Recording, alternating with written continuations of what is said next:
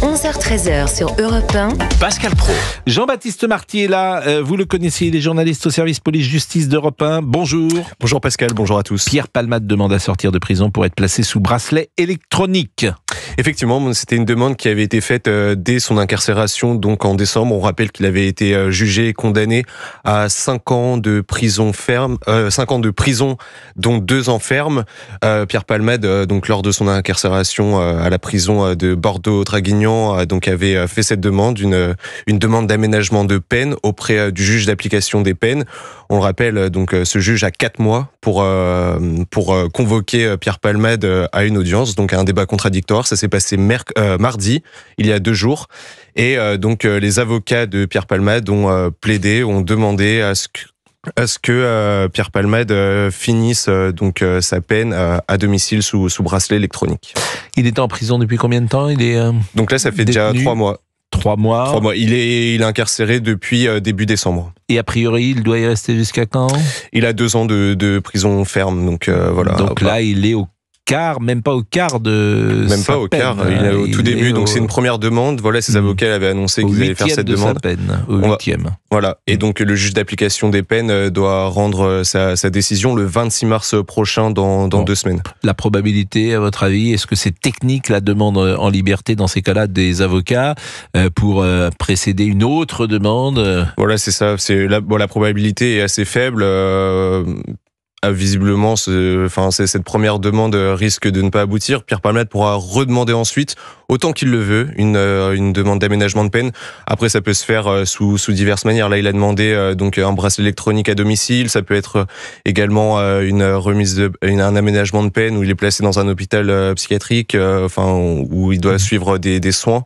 Voilà, donc il est à Bordeaux, vous l'avez dit. Est-ce qu'on a des informations sur la manière dont se passe sa détention ? C'est assez compliqué. On le rappelle, Pierre Palmade avait très peur de la prison.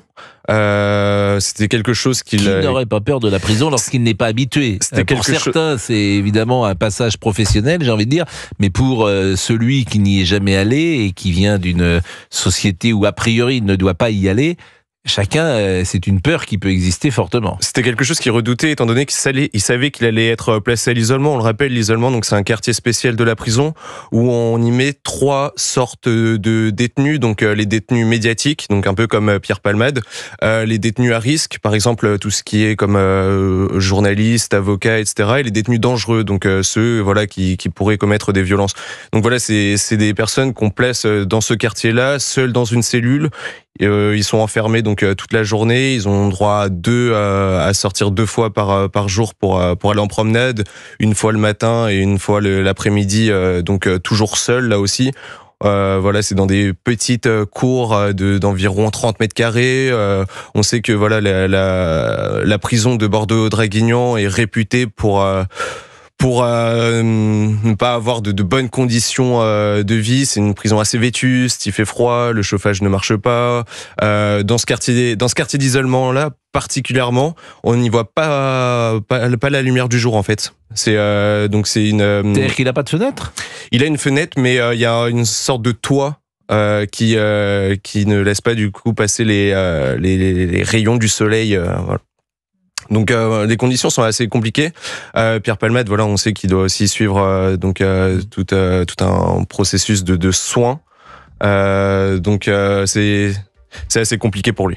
Eh ben, je vous remercie grandement, là encore, Jean-Baptiste Marty. Et il est bientôt 12h, donc nous allons marquer une pause. On a d'autres sujets que nous pourrons aborder, notamment les affiches et les réactions ce matin de la France Insoumise. Et puis, en fin d'émission, Agnès Vardier-Molinier viendra pour nous proposer ses solutions pour que la France aille mieux. Et puis, chaque jeudi, après le flash de midi, vous savez que Christophe Bordet nous fait un coup de gueule. Et cette fois-ci, ce sera sur un sujet de vie quotidienne qui nous concerne, la consommation automobile, logement, environnement. Il y a toutes les semaines des mesures invraisemblables qui sont prises. Et il a une belle écharpe aujourd'hui. Et il a une écharpe. À tout de suite.